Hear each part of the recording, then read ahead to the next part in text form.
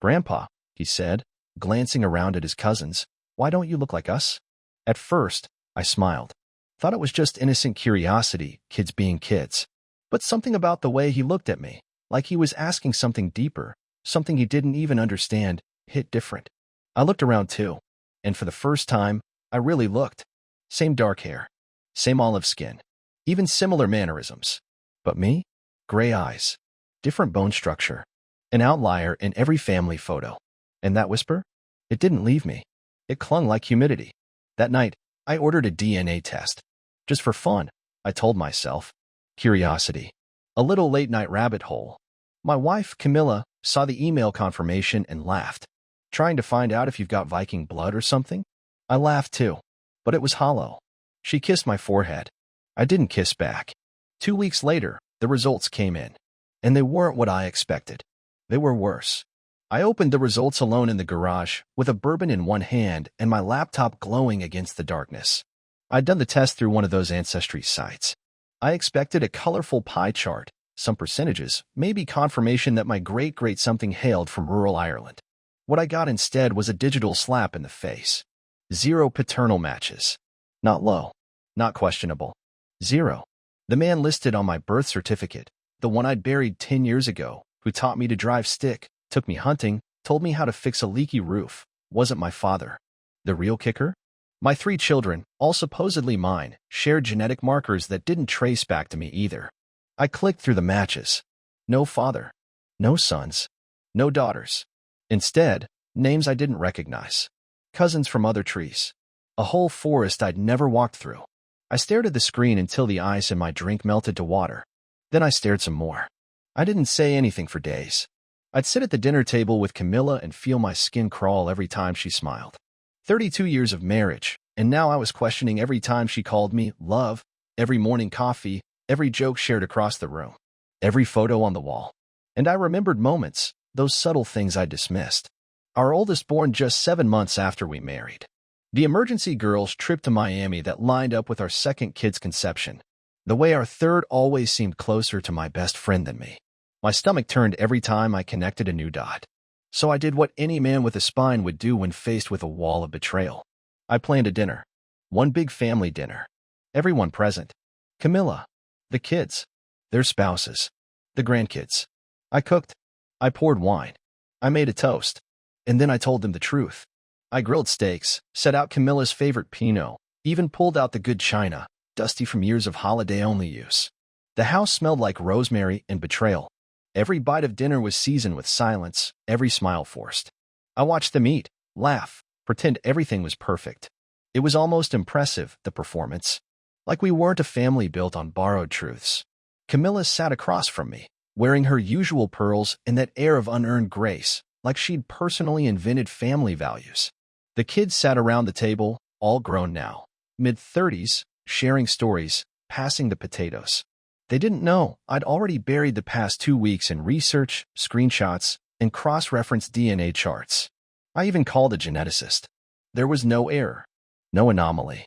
I waited until the plates were mostly cleared. The air buzzed with that sleepy satisfaction that only a good meal brings.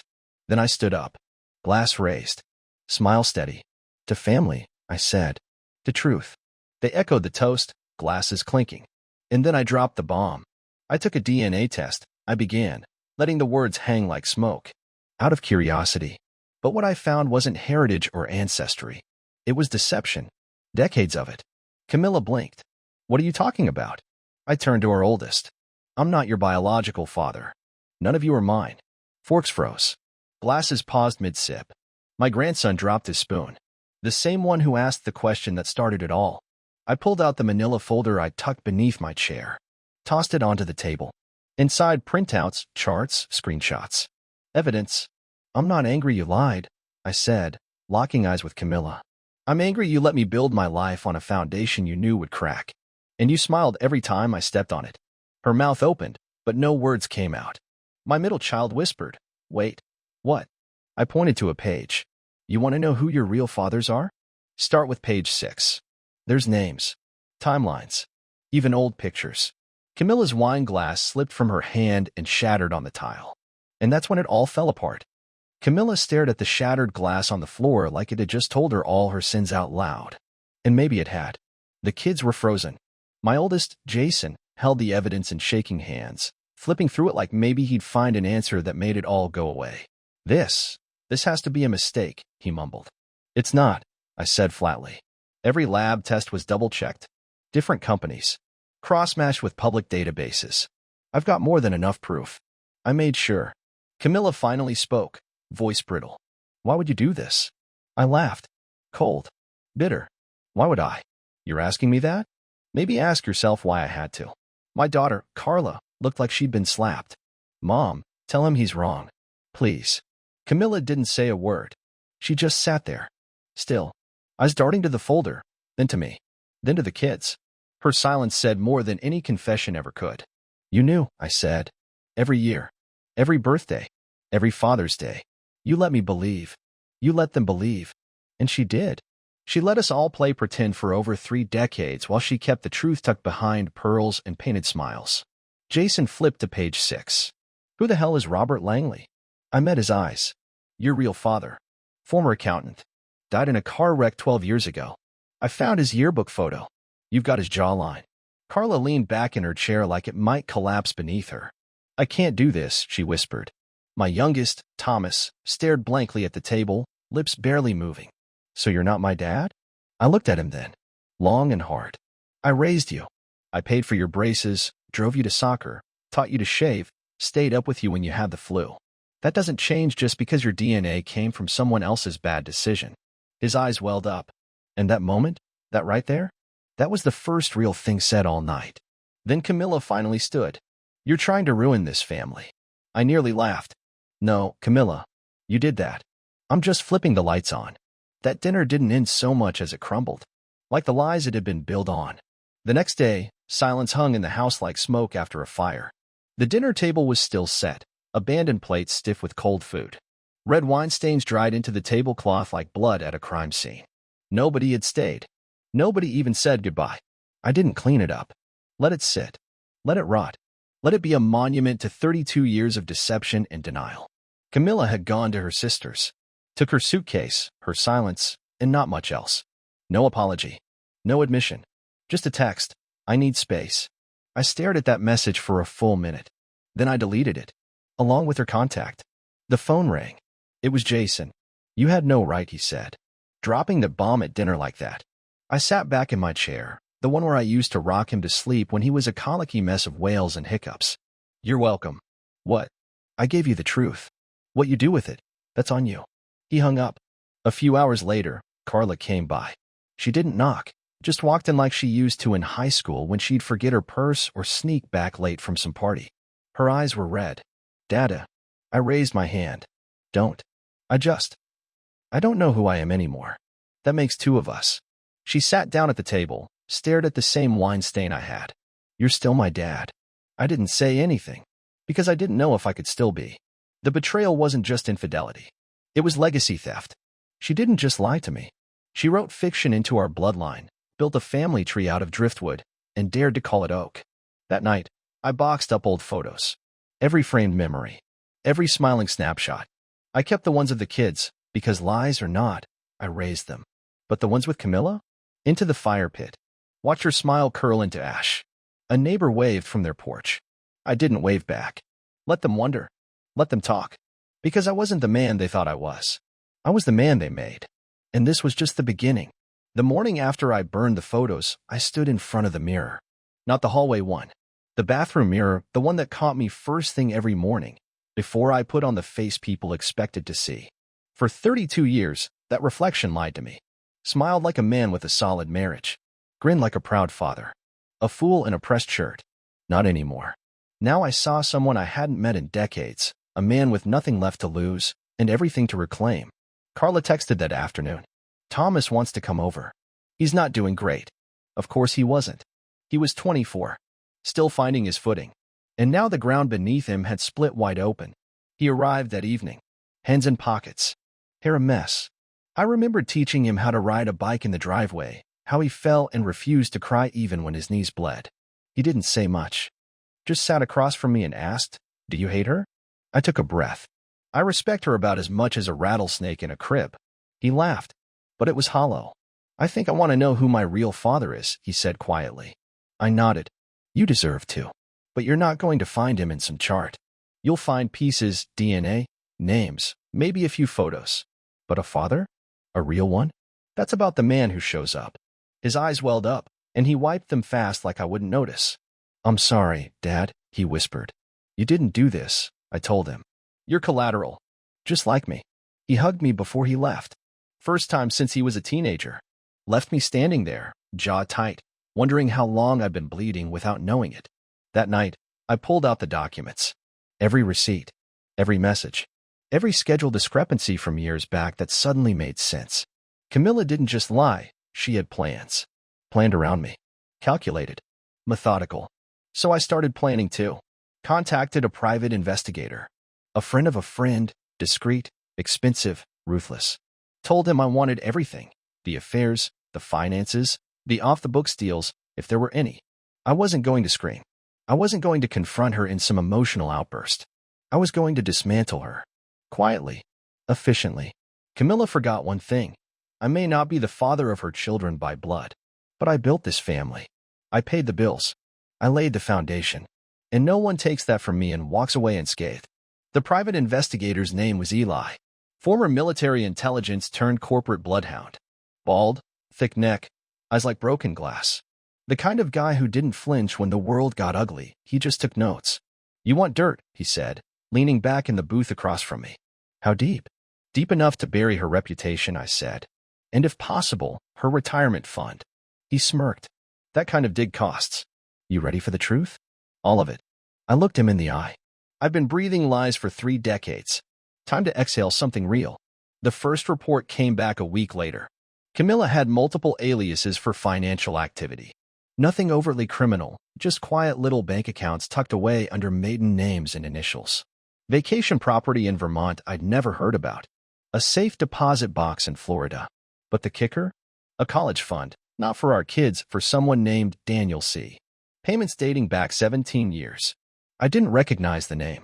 Eli traced the kid to a community college 3 towns over. Studying graphic design. Part-time barista. No listed father. Mother, Camilla Carpenter, her maiden name. So that's what she'd been doing during that weekend retreat in 2006. I didn't react. I didn't rage. I just added it to the stack. Because now, we weren't talking about betrayal. We were talking about legacy theft. She'd not only lied about the kids she gave me, she'd built a second life while using mine as the ATM. And now? Now I had leverage. I made copies. Put together a binder labeled simply, for the attorneys. That same night, I attended a charity gala she used to drag me to, the kind with champagne flutes, catered shrimp, and fake smiles sharper than steak knives. She was there, wearing that same navy dress she claimed made her feel powerful.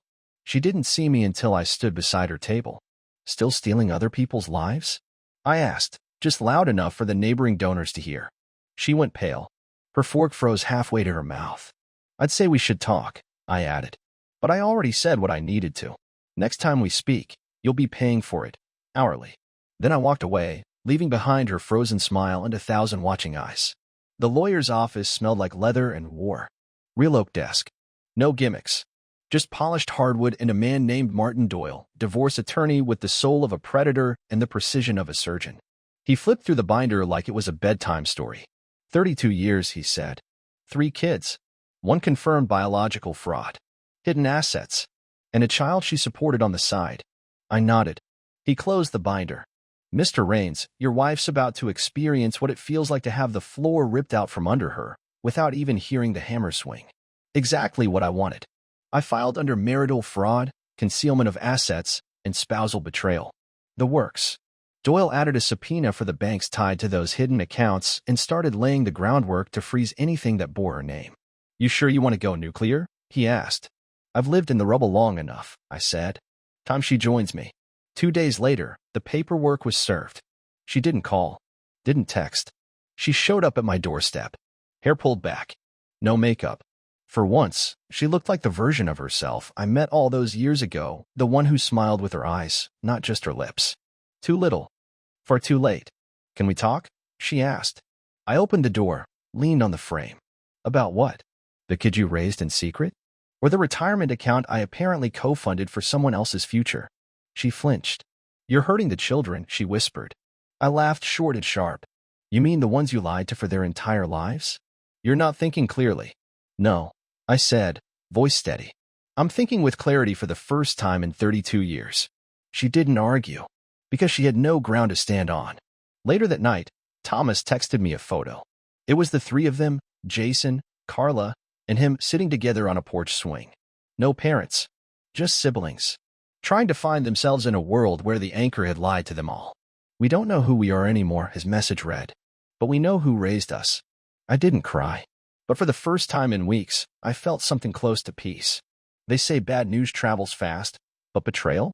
That rides shotgun and drives the damn car. Within a week of filing, the neighborhood started buzzing. Our little cul-de-sac of manicured lawns and polite hellos had turned into a spectator sport. Curtains twitched. Conversations hushed when I stepped outside.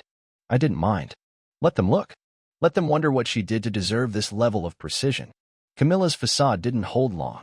Turns out the PDA queen, the charity luncheon darling, the woman who once corrected a judge's grammar at a fundraiser, wasn't as untouchable as she thought.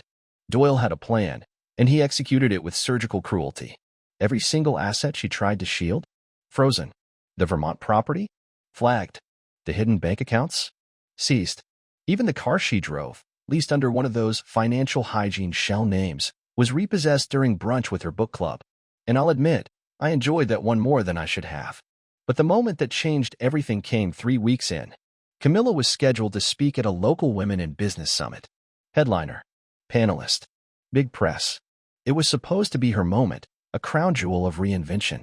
Instead, a local journalist fed a few discreet, anonymously sourced documents, published a piece titled Pearls and Pretense, The Secret Life of Camilla Raines. The article detailed financial improprieties, her double life, and hinted at the DNA scandal without naming names. But it didn't need to. The city's elite knew exactly who it was. The summit pulled her from the panel within hours. Sponsors bailed. Emails leaked. She called me that night, voice shaking. You're destroying me. I almost said good, but I didn't. I just hung up. The next day, Thomas stopped by again. He brought me an old photo, the 5 of us, back when they were young, back when I thought I'd built something solid. We're going to figure out how to move forward, he said. Whatever Mom did, you were always our dad. We know that now. That was all I needed. Not forgiveness. Not validation. The courthouse didn't smell like justice. It smelled like sweat, cheap cologne, and desperation. And that was just Camilla's lawyer. I arrived early, sat outside the courtroom in a pressed suit. No tie. I wasn't here to beg. I was here to end things. Cleanly. Legally. Publicly. She walked in 15 minutes late. Hair flat. Eyes hollow. No pearls this time. She looked like someone who finally realized she was playing chess with a man who'd built the board himself. Inside, the courtroom was quiet, until it wasn't. Doyle stood like he'd done it 1,000 times. Calm, precise, lethal. Your Honor, he began, this case isn't simply about infidelity. It's about identity theft wrapped in marital vows. 32 years of misrepresentation, concealed paternity, and financial fraud so intricate, it borders on malicious. Camilla's lawyer tried to object. He was overruled. Then Doyle brought the receipts, literally. He laid out the hidden accounts, the unauthorized withdrawals from joint funds, the property titles under shell names, and the long list of financial support payments to the mystery son, Daniel. Every number was timestamped. Every dollar accounted for. Camilla sat motionless. And when the judge asked her directly, do you deny supporting a child your husband did not know about for 17 years using joint marital funds? She blinked. And then? She nodded. Yes. That was the nail in the coffin. The judge ruled swiftly. Camilla forfeited all claims to our shared property. The house was mine. The vehicles. The pensions. Even the vacation home in Colorado I hadn't visited in 6 years. The court didn't grant me a full reimbursement of every dollar she siphoned into her secret life, but the damages awarded were substantial, enough to fund my own fresh start. And as for the kids, the judge couldn't legislate paternity, but he added this in his closing remarks. Mr. Raines may not be their father by biology, but by every legal and ethical standard, he has acted as one. This court recognizes the integrity of his role, even where the marriage lacked it. Camilla didn't even look at me as she left. Good. I had no more words for her. Outside, I took a long breath. The sky was overcast, heavy, but the air was clean, like something had been washed out of the world. I wasn't whole, but I was no longer broken for her. After the gavel dropped, I didn't go out for a drink. I didn't celebrate. I didn't toast to freedom. I went home, alone, quiet, and I walked through every room like it was the first time I'd ever seen the house without a shadow in it. Because for the first time, it was. The photos were still packed away, the walls bare, the silence thick, but not suffocating anymore. Just present. I poured myself a scotch and opened my laptop. Not to check emails, not to scroll, but to write. You see, there's a part of the story I haven't told yet. Because while Camilla was busy living a lie, I was building something real. Years ago, before the cracks showed, before the whispers, I started mentoring kids at the local trade school. Sons of single moms, girls no one believed in, boys who looked just like I did at 18, tough exterior, zero direction. And now, I had money, time, and a name I intended to salvage. So I started the paperwork for a foundation, the Rains Legacy Fund, scholarships, vocational grants, counseling support, but with one caveat: no last names required. Because I'd lived 32 years believing names told the truth. They didn't. What mattered was who showed up, who stayed, who protected and provided and pushed through the hard days when no one said thank you. What mattered was action, and I had plenty of that left in me. Jason called me the next morning. "We're getting together Sunday," he said. "Just the siblings. We want you there." I paused. "What about your mother?" "She's not invited," he said. "This one's for you." I didn't cry. I didn't crack. But for the first time in months, I smiled. Real. Quiet.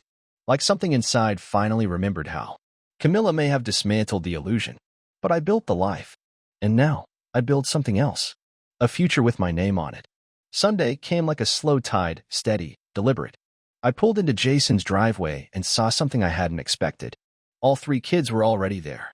No spouses. No grandkids. Just them. Just us. I walked up the porch steps, and for a second I hesitated. Not out of fear, but from the weight of it.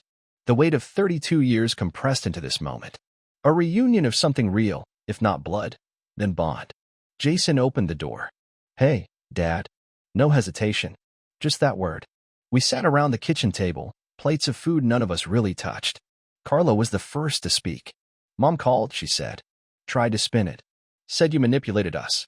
That this was all some revenge fantasy." I didn't say anything. I let the silence speak for me. "She's scared," Thomas added.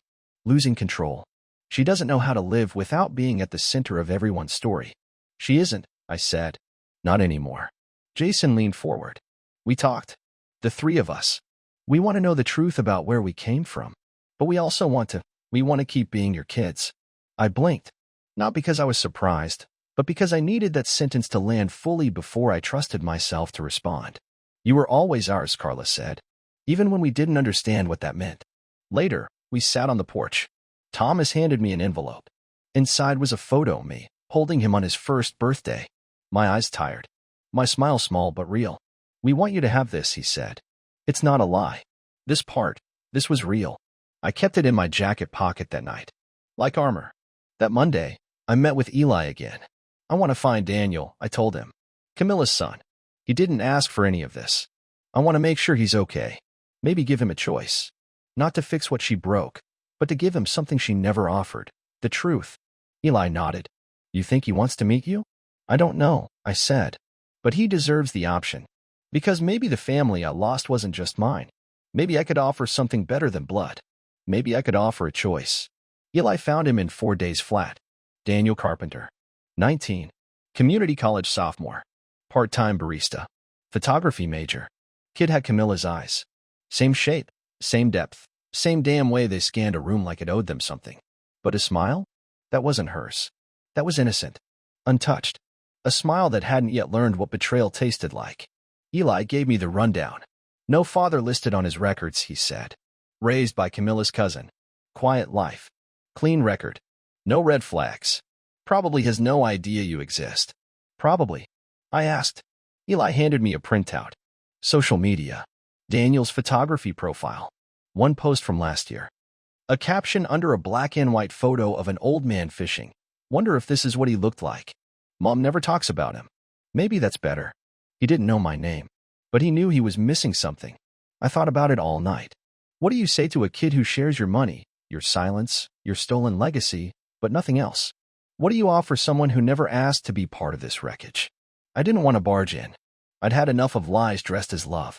So I wrote him a letter. Daniel, you don't know me, but I've known of you for a while now. Not by choice, not by right, but by truth. And truth, as you'll learn, doesn't wait for permission.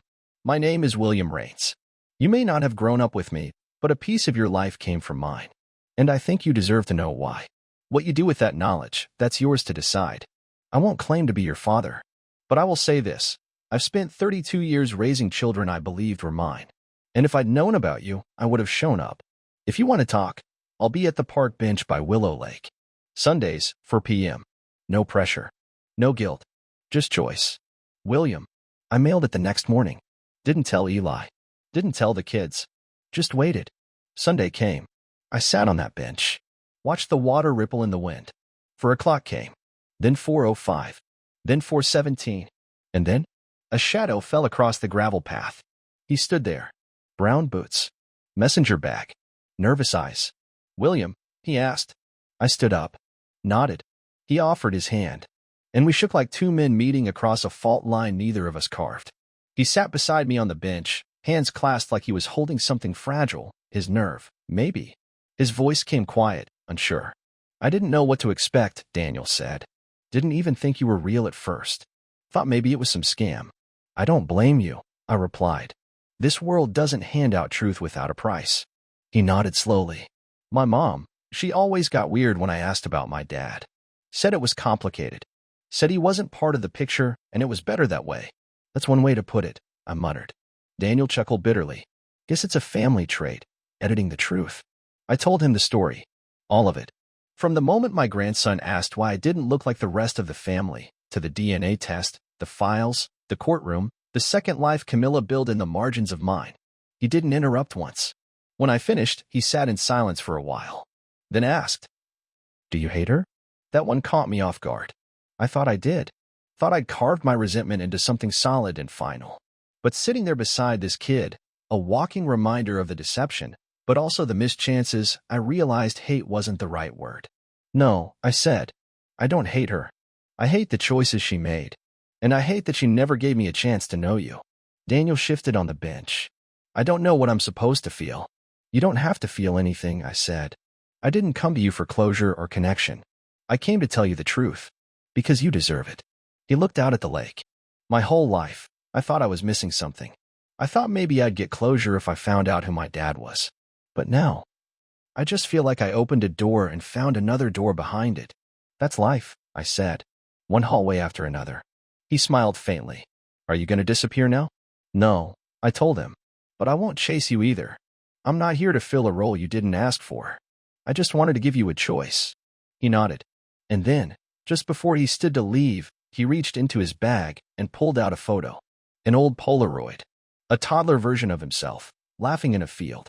He handed it to me. My aunt took this, he said. Said it was one of the only times I looked truly happy. I took the photo. Looked at it. Memorized it. I'd like to see you again, he said. Then come find me. He walked off down the path.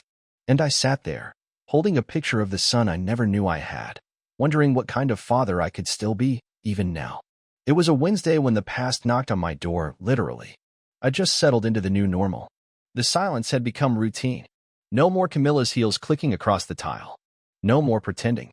Just me, a quiet house, and a life stripped down to the studs. Then the doorbell rang. I opened it, and there she was. Camilla. Older now, even if it had only been a few months. The pearls were gone. Her makeup was minimal. Just a woman stripped of armor, holding something wrapped in manila and guilt. I found something, she said. Thought you should see it. I should have closed the door. Should have said, no thanks, I'm not buying what you're selling anymore. But curiosity, that cursed trait, opened the door wider instead. She walked in, careful not to look around too long. Like even the furniture might accuse her. She laid the envelope on the kitchen table. It's a journal. From back when Daniel was born. I kept it, for me. Thought it might help explain things. I don't need an explanation, I said. I need distance. I know, she whispered. But he deserves it. And maybe you do too.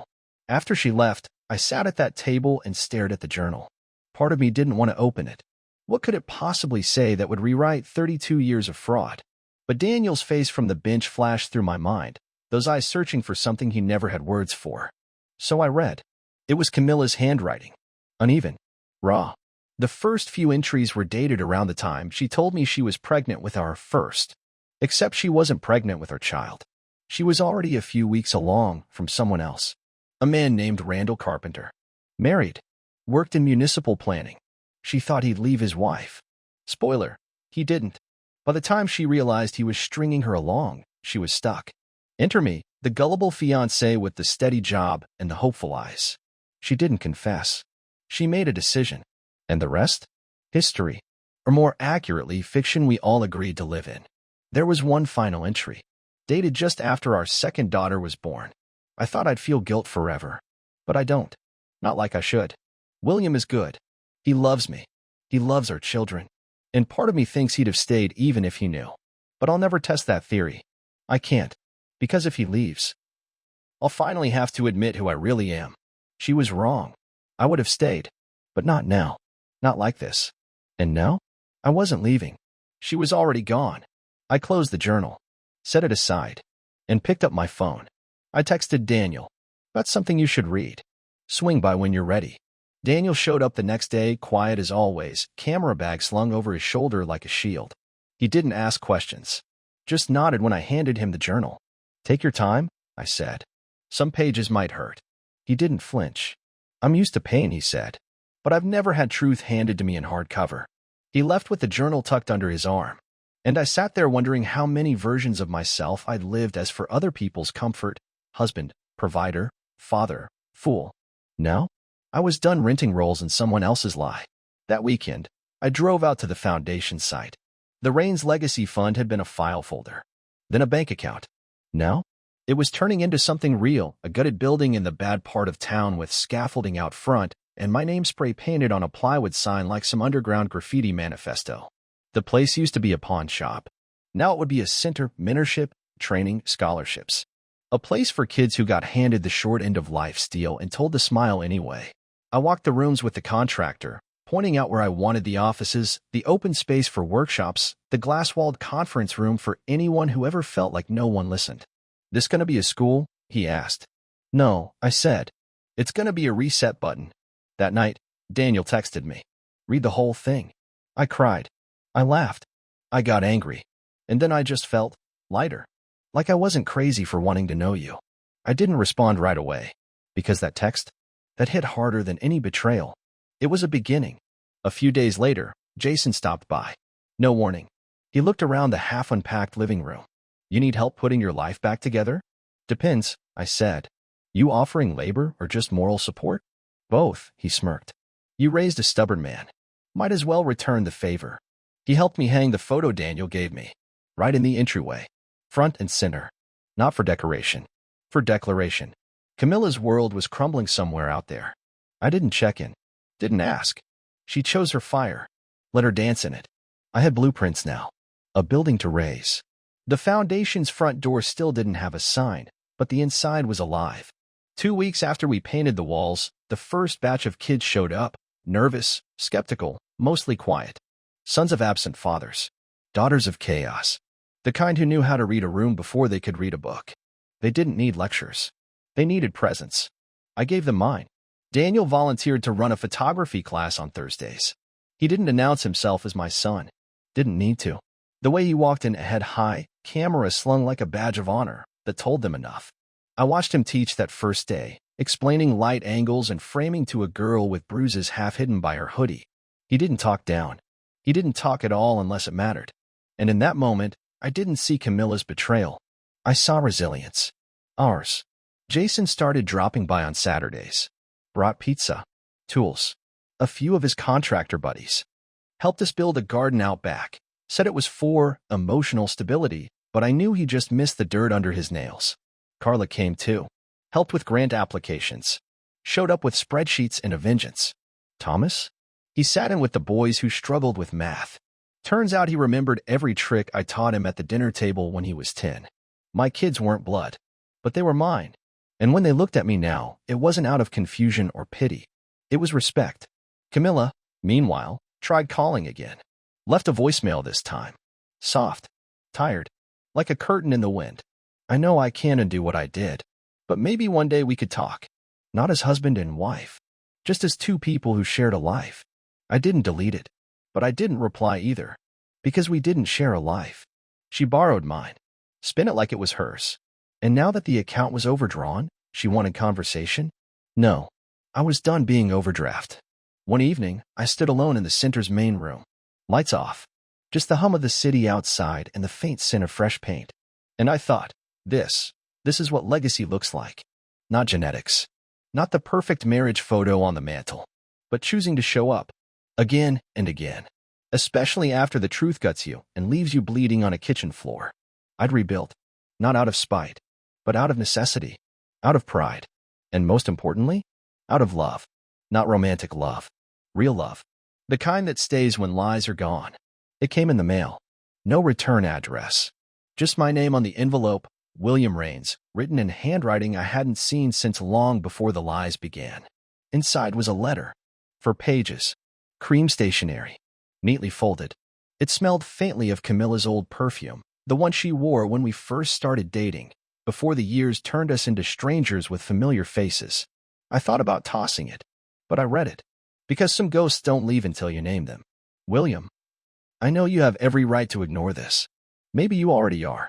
But if I don't try, then I'll spend the rest of my life knowing I was a coward until the bitter end. You were good to me. Better than I deserved. And before everything fell apart, before the deception metastasized into destruction, I did love you. Not perfectly. Not purely. But sincerely. That's not an excuse. It's just context. You were real. Steady. And I was scared. Scared of losing my independence. Scared of becoming invisible. I justified things I shouldn't have. I hid the truth because I convinced myself love could survive without it. But the truth has claws, William. You taught me that. I read about the foundation. I heard what the kids are saying. You turned your pain into purpose. I turned mine into poison. I don't want forgiveness. I want accountability. You built something good. I just hope, in the quiet moments, you still see yourself as a man worth loving, because you always were.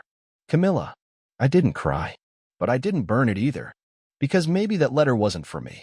Maybe it was for Daniel. Or Carla. Or Jason. Or anyone who thinks mistakes are the end of the road instead of just a detour.